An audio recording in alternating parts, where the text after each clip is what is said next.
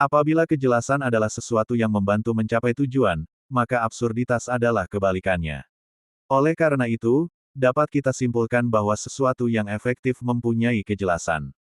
Mudah dipelajari, dipahami dan dilaksanakan. Bukan malah sebaliknya, sulit dipahami dan dipelajari.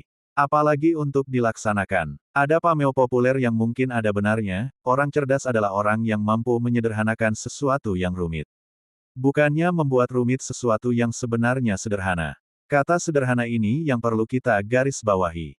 Tidak dapat dipungkiri bahwa kejelasan bersinonim dengan kesederhanaan. Hal-hal seperti SOP, IKU dan yang sejenisnya, semakin sederhana, akan semakin mudah dipahami. Akan tetapi godaan untuk memprioritaskan segala hal yang dianggap penting, membuat penerapan kesederhanaan mengalami hambatan. Tidak mungkin sesuatu dianggap sederhana kalau bersifat sangat kompleks. Sederhana itu sedikit. Titik. Pada saat proyek Macintosh klasik, Steve Jobs menginstruksikan komputer ini harus mudah digunakan bahkan untuk orang yang awam komputer sekalipun. Bahkan, saking mudahnya, buku instruksi penggunaan tidak perlu dipergunakan. Jobs adalah penganut minimalisme yang mengutamakan kesederhanaan.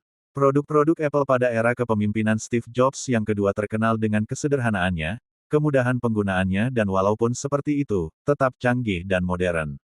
Jobs ingin mempersedikit, bukan memperbanyak.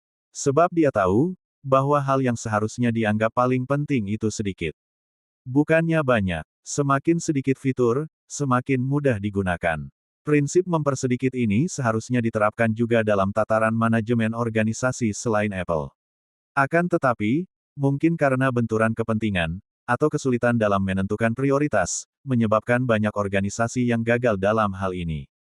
Banyak organisasi menjadi confused organization, organisasi yang bingung, karena kelebihan beban. Kalau organisasinya saja sudah bingung, mau mengharapkan apa lagi? Yang ada hanyalah ketidakjelasan, baik dalam tujuan organisasi, sistem organisasi maupun output yang dihasilkan. Organisasi yang bingung kemungkinan kecil menghasilkan output yang bagus. Apple sebelum era Jobs yang kedua, termasuk contoh organisasi yang seperti ini.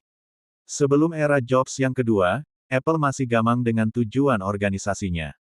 Mereka menghasilkan output dengan banyak sekali jenis produknya. Karena kurangnya fokus, perusahaan ini mengalami kemunduran yang parah apabila dibandingkan tahun 80-an. Setelah Jobs kembali ke Apple, banyak jenis produk yang dia hapus, menjadi tinggal beberapa. Dan sejarah pun tercatat. Nah, Anda pun dapat juga seperti itu.